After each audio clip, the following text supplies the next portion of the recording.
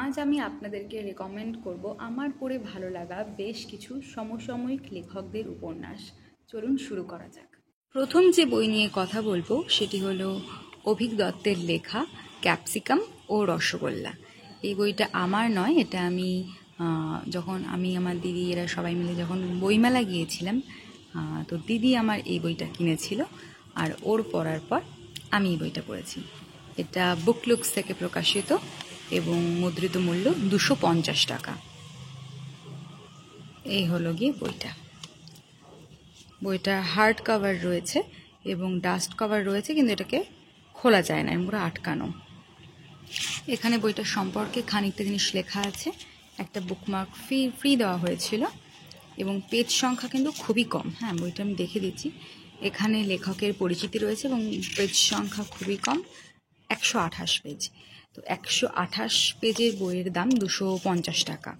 এই বইয়ের font size ঠিকঠাক, আমার সেই অর্থে কোনো রকম মানে খুব যে চোখে পড়ার মতন প্রিন্টিং মিস্টেক চোখে পড়েছে তা একদমই নয়।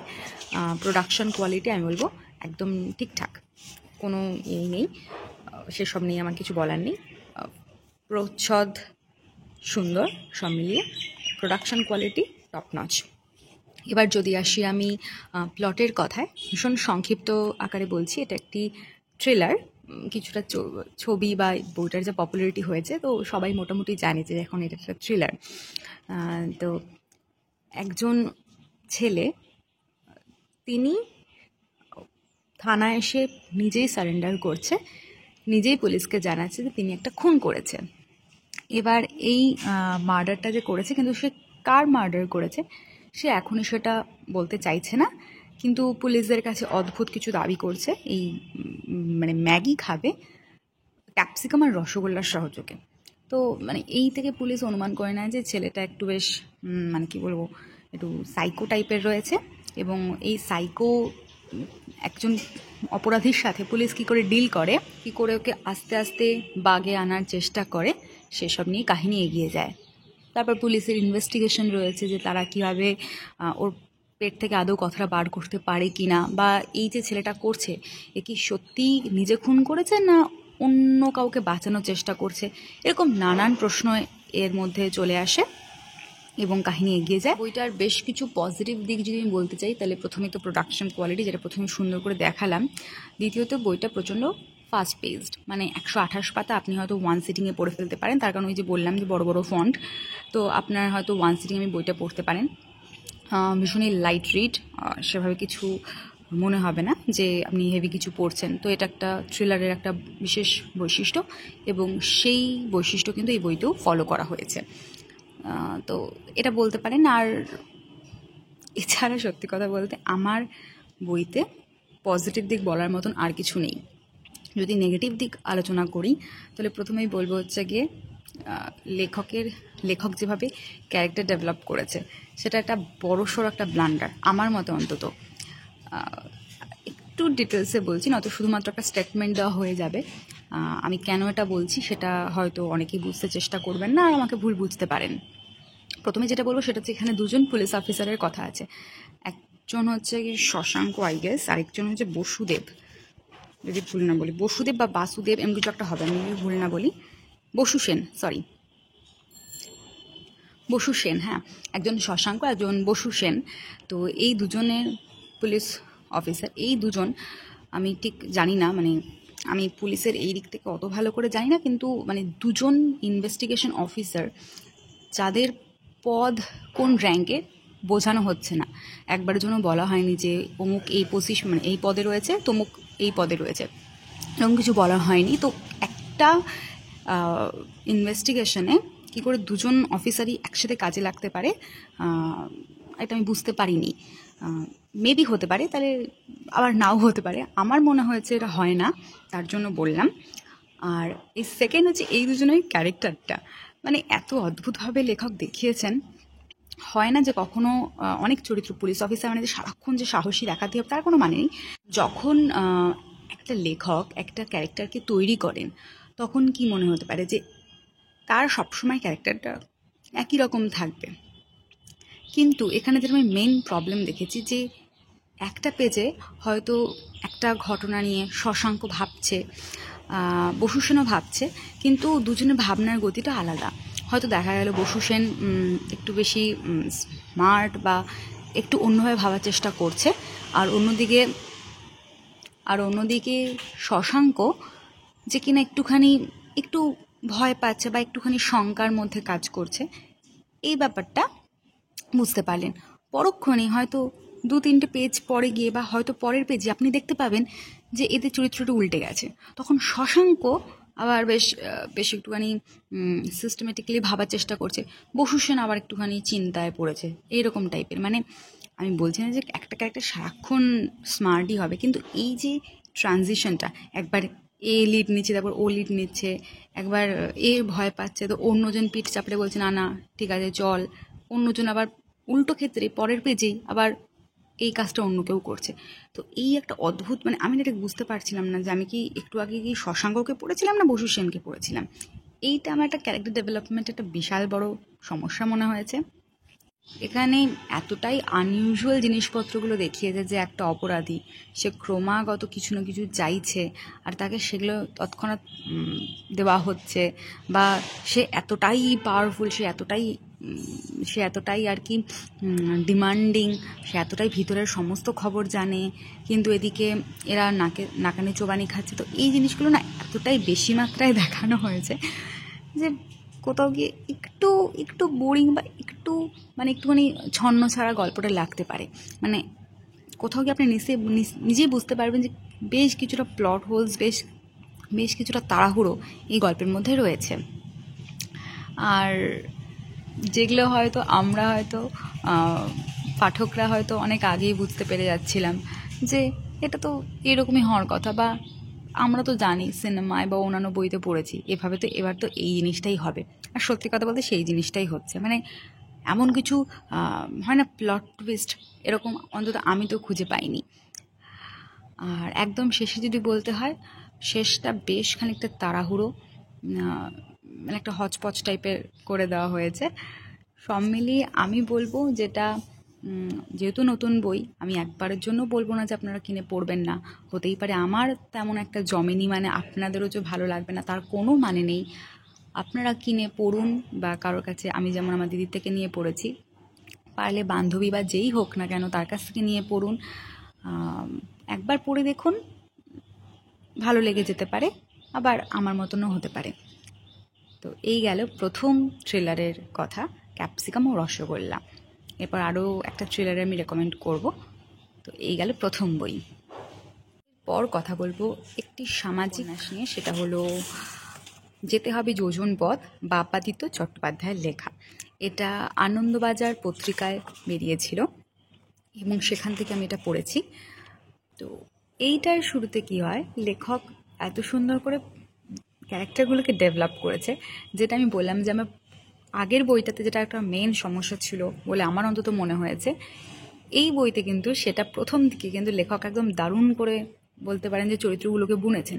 স্টার্টিংয়ের 3-4 পেজ, মানে এই বইয়ের ক্ষেত্রে বললাম আমি, স্টার্টিং এরকম 3-4 পেজ পড়লে আপনি বুঝতে পারবেন যে লেখক দারুণ করে ক্যারেক্টারগুলোকে বুনেছেন, অসম্ভব সুন্দর করে। একটা ট্রেন কামরার মধ্যে যে চরিত্রগুলো এই উপন্যাসে মেইন ভূমিকা নেবে, প্রধান ভূমিকা নেবে, সেই চরিত্রগুলোকে একটা ট্রেন কামরার মধ্যে খুব সুন্দর করে তুলে ধরেছেন। তারা কার কোথায় গন্তব্য, কে কোথায় যাচ্ছে, তাদের জীবনের ছোট্ট একটা ব্যাক স্টোরি ছোট্ট করে, একদম যেভাবে একদম সদ্য একটা ক্যারেক্টারকে ডেভেলপ করা হয় আর কি, এইরকম করে লেখক কিন্তু প্রতিটা চরিত্রকে বর্ণনা করেছেন। যেখানে প্রধান বলতে পারেন যে একটা উপন্যাসে একটা আকর্ষণ হয় না, সেটা একদম প্রথমেই কয়েক পাতাতে আপনাকে লেখক ধরে নেবে।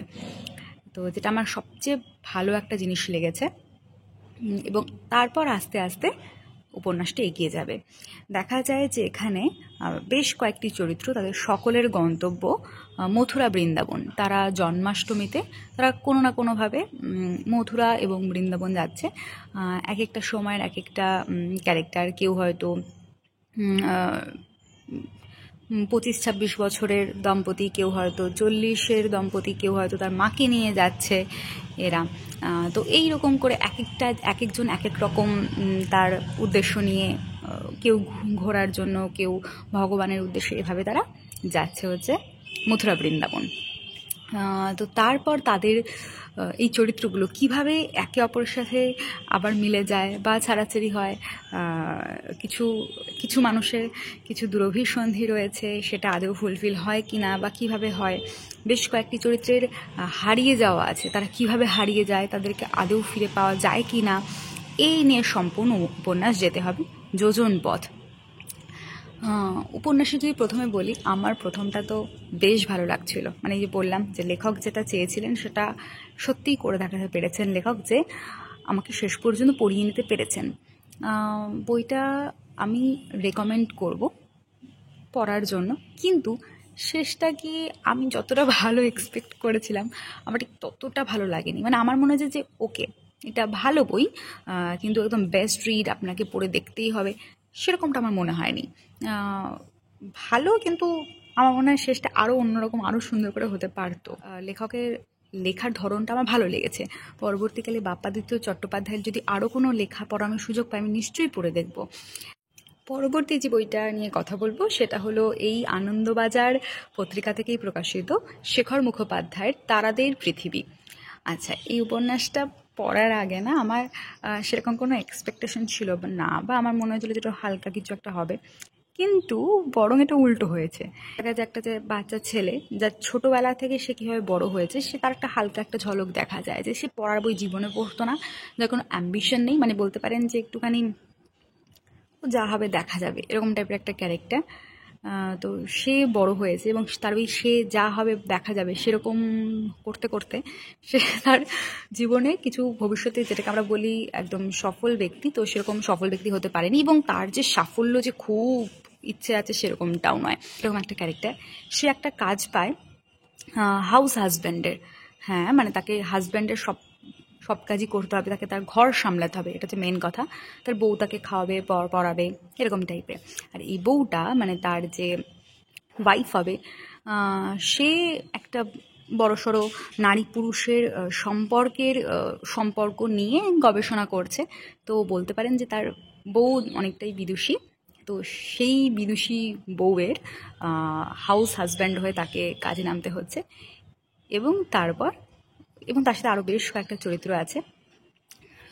তো তারপরে কি করে উপন্যাস এগিয়ে দেয় সেটাই হচ্ছে কি কথা। পড়তে প্রথমে আমি যেটা বলবো সেটা হচ্ছে গিয়ে উপন্যাস মারাত্মক ফাস্ট পেসড, মানে আপনাকে পড়িয়ে নেবে।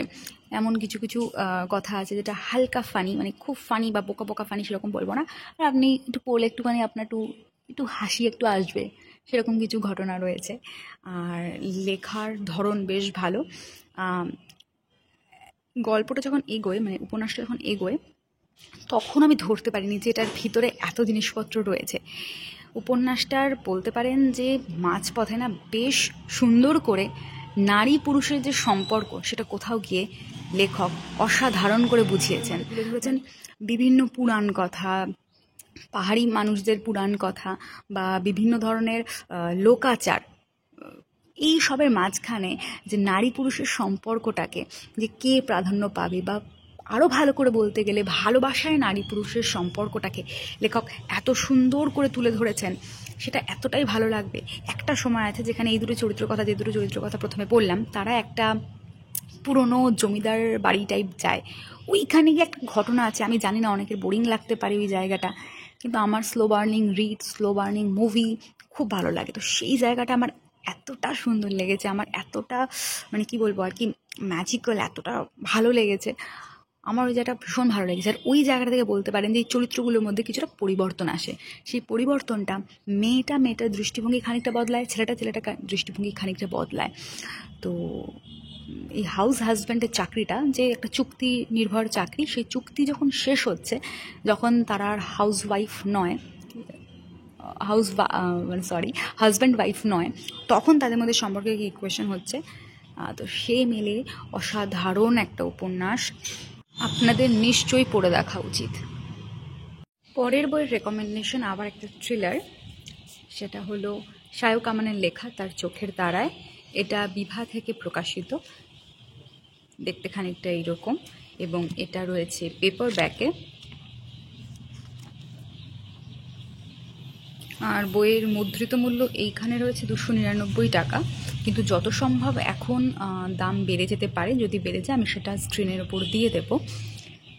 এইরকম ব্লু রঙের প্রচ্ছদ, এরা দুজনই অবশ্যই উপন্যাসের একটি চরিত্র, এবং এই চরিত্রটা কি সেটা আপনারা উপন্যাস পড়লে বুঝতে পারবেন।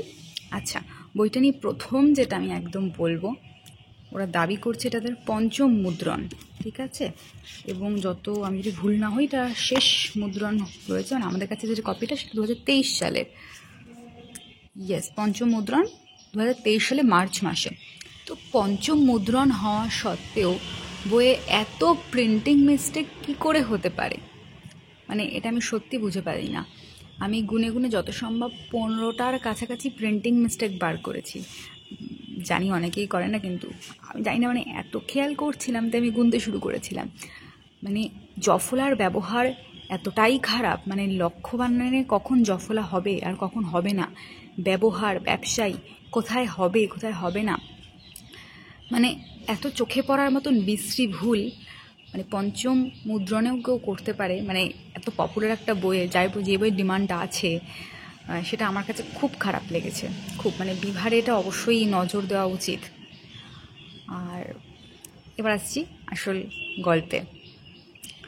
তো এখানে হয় কি যে একটা পুরনো রাজবাড়ি, যে রাজবাড়িকে ঘিরে বেশ কয়েকটা খুন হয়ে গিয়েছে। এবার সেটাকে দেখলে আপাত দৃষ্টিতে মনে হচ্ছে আত্মহত্যা, কিন্তু আত্মহত্যার কোনো কারণ কিন্তু আমরা সেভাবে খুঁজে পাচ্ছি না, যেখানে কেন আত্মহত্যাগুলো হচ্ছে। মানে দেখা যাচ্ছে যে মানুষগুলো খুব নর্মাল লাইফ লিড করছিল, হঠাৎ করে তাদের ইচ্ছে হয়েছে তারা আত্মহত্যা করেছে, এক একজন এক এক রকম জায়গায়, বা আকস্মিক মৃত্যু, সব করা যে আত্মহত্যা তা নয়, কিন্তু আকস্মিক মৃত্যু, সেক্ষেত্রে কেউ খুন করেছে বলে এটা কেউ দাবি করতে পারে না। তো এই হচ্ছে গিয়ে প্রথমে তো এরকম চলে, আর সেই রাজবাড়িতেই সেই জমিদার বাড়িতেই একটা কাপল ঘুরতে আসে, তাদের ঘুরতে বলবো না, তাদের দরকারে আসে, এবং এই জমিদার বাড়ির একজন উত্তরসূরি, এরা দুজন মিলে কী করে একটা মিস্ট্রিকে সলভ করে। সেই মিস্ট্রির সাথে অবশ্যই রয়েছে অলৌকিক ব্যাপার স্যাপার, শুধুমাত্র এটা থ্রিলার বা অ্যাডভেঞ্চার সেরকম আমি একদম বলবো না, আর একটা অলৌকিক অবশ্যই বেশ কিছু এলিমেন্ট রয়েছে। তো এই নিয়ে হচ্ছে এই উপন্যাস, এটা 320 পাতার কাছাকাছি একটা বই, 320 পাতায় সম্ভবত। তো যেটা আমি এখানে প্রথম পজিটিভ দিক বলবো সেটা হচ্ছে গিয়ে মানে ভীষণ ঝরঝরে লেখা, দারুণ সুন্দর লেখা, মানে একবারের জন্য আপনি বোর হবেন না, প্রচুর অ্যাডভেঞ্চারের জিনিস আছে, মানে এই কি হলো এই কি হবে এরকম প্রচুর জিনিস আছে, মানে এই বইটা আপনাকে পড়িয়ে নেবে। 280 পাতা পর্যন্ত তো আপনার কোনো সমস্যাই হবে না, 280 পাতা মানে বুঝতেই পারছেন, 320 পাতা যদি বই শেষ হয়, মানে শেষ 40 পাতার কথা আমি এখানে আলাদা করে বলবো, কারণ 280 পাতায় প্রচুর ঘটনা ঘটে, প্রচুর প্রশ্ন উঠে আসে, পাঠক পাঠিকাদের মনে প্রচুর প্রশ্ন উঠে আসবে, সেই প্রশ্নের উত্তরগুলো দেওয়া হবে কিন্তু শেষ 40 পাতায়, মানে 280 পাতার আমি 280 অ্যাপ্রক্সিমেট করে বলছি। তো এই যে শেষ 40 পাতায় গিয়ে লেখক প্রত্যেকটা মিস্ট্রি সলভ করবে, মানে সলভ করে আমাদের সামনে রাখবে আর কি। আমার সমস্যা শুরু হয়েছে এইখান থেকেই। যারা আমার আগে কোনো ভিডিও দেখেছেন তারা জানেন যে আমি শায়ক আমানের লেখা একটা বড় ভক্ত, আমি ওনার মানে অনেকেই জানি ওনার লেখা একদম পছন্দ করে না, কিন্তু আমার কোনো জায়গায় কি আমার মনে হয় যে না ওর লেখাটা আমার ভালো লাগে।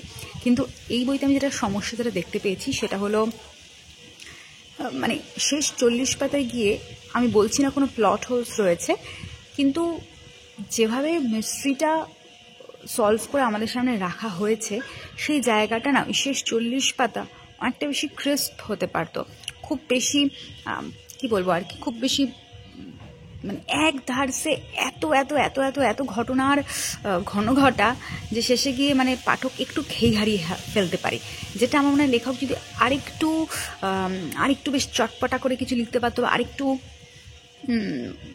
আরেকটু অন্যরকমভাবে যদি গুছিয়ে যদি আমাদের সামনে রাখতে পারতেন, তাহলে আমার মনে হয় যে এই 280 পাতায় যে আমাদের যে টান ব্যাপারটা যেটা ছিল সেই ব্যাপারটা শেষ 40 পাতাতেও থাকতে পারতো। প্লটের মধ্যে কিছু টুকটাক প্রশ্ন আমার মধ্যে এখনও রয়ে গেছে, যে এটা কেন হলো, ওটা কেন হলো, ওটার কথা তো বললো না, এই টুকটাক বিষয় একটা কি দুটো ব্যাপার আমার মধ্যে এখনও কোয়েশ্চেন ঘোরাফেরা করছে, যেটা আমি উত্তর কিন্তু এই বই থেকে পাইনি। সেটা মোটামুটি আমরা একটু অ্যাজিউম করে নিতে হবে, বা এমন কিছু একটা যেটা নিয়ে লেখক সম্পূর্ণভাবে আমাদের সাথে কিন্তু কথা বলেনি।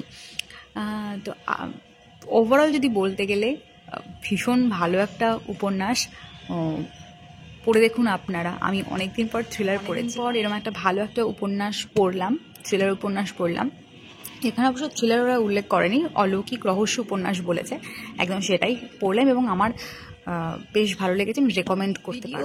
শেষ করবো একটা দারুণ সুন্দর উপন্যাস দিয়ে, কিন্তু তার আগে আমি একটা নন ফিকশনের কথা অবশ্যই বলে নেব।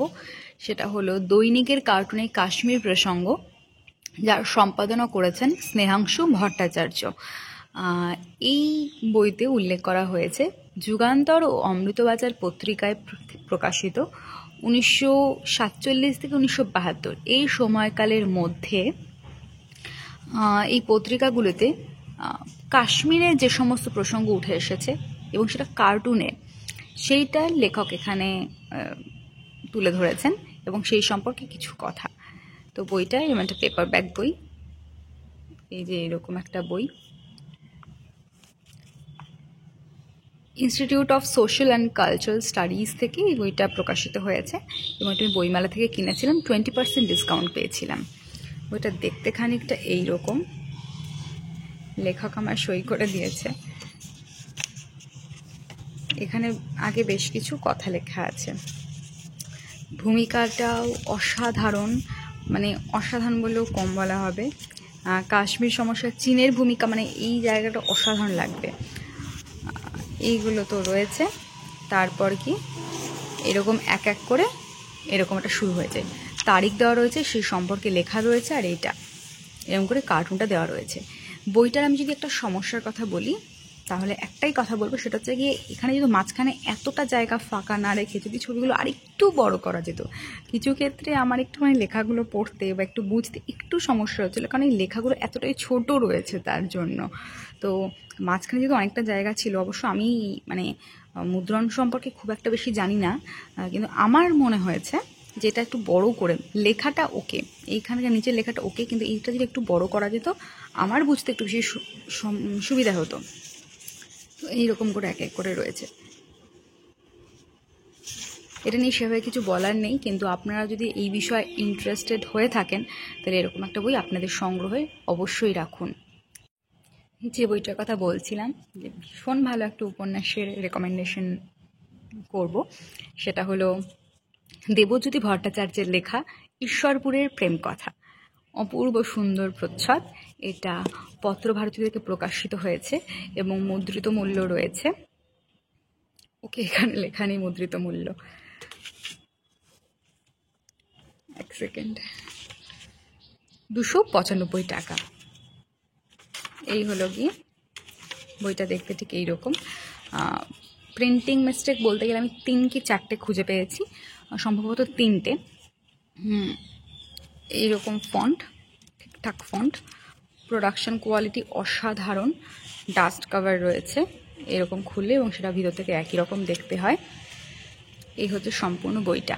নাম দেখেই বুঝতে পারছেন এটা হচ্ছে একটি প্রেমের উপন্যাস, কিন্তু আমি ভেবেছিলাম এটা সম্পূর্ণ হয়তো প্রেমের উপন্যাসই হবে, কিন্তু যখন বইটা পড়লাম তখন আমার মনে হচ্ছে যে প্রেম এলিমেন্টটা অবশ্যই রয়েছে এবং অবশ্যই প্রাধান্য পেয়েছে, কিন্তু বইতে সাথে সাথে এত সুন্দর একটা গল্প রয়েছে যেটা আমার মনে হয়েছে যে অনেক দিন পর আমি সুন্দর একটা গল্প পড়লাম।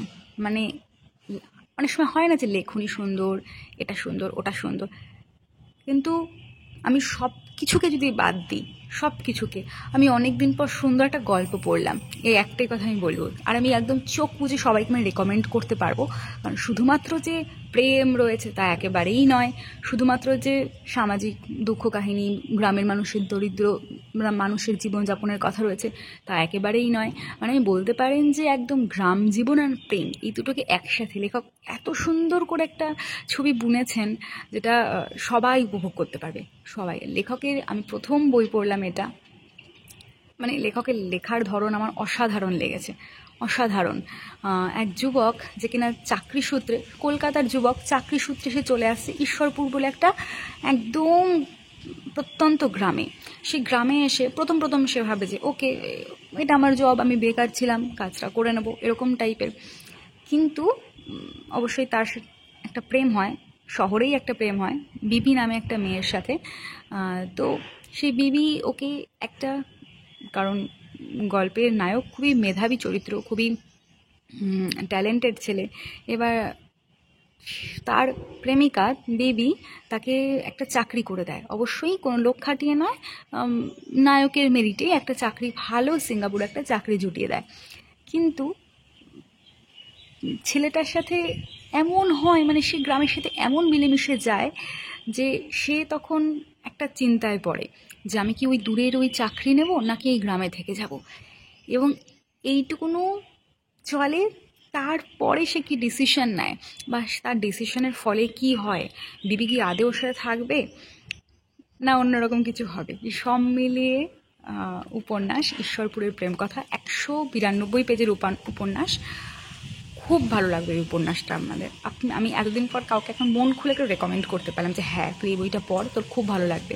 বইটা আমার অনেক দিন ধরে পড়ার ইচ্ছে ছিল, আমার দিদিরও অনেক দিন ধরে পড়ার ইচ্ছে ছিল, কিন্তু বইমেলাতে গিয়ে আমার একটা বান্ধবীও গিয়েছিল, ও বলছিল কি বই কিনবো, ওকে আমি এই বইটা রেকমেন্ড করেছিলাম কারণ আমি জানি ওর বইটা পড়ে খুব ভালো লাগবে, তার সাথে ওর সাথে আমরাও পড়তে পারবো। আমাকে একবার একজন কমেন্টে বলেছিলেন যে সমসাময়িক লেখকদের কথা বলতে, তার কারণ পুরনো বই তো অনেকেই, মানে পুরনো ক্লাসিক তো অনেকেই জানেন বা তারা সেগুলো পড়ে থাকেন, কিন্তু এখনকার যদি কোনো বই পাঠক পাঠিকাদের পড়ানো যায়, তো আমার মনে হয়েছে এই বইগুলো আপনারা পড়ে দেখতে পারেন, এতে আপনাদের ইন্টারেস্ট গ্রো হতে পারে আবার বই পড়ার জন্য।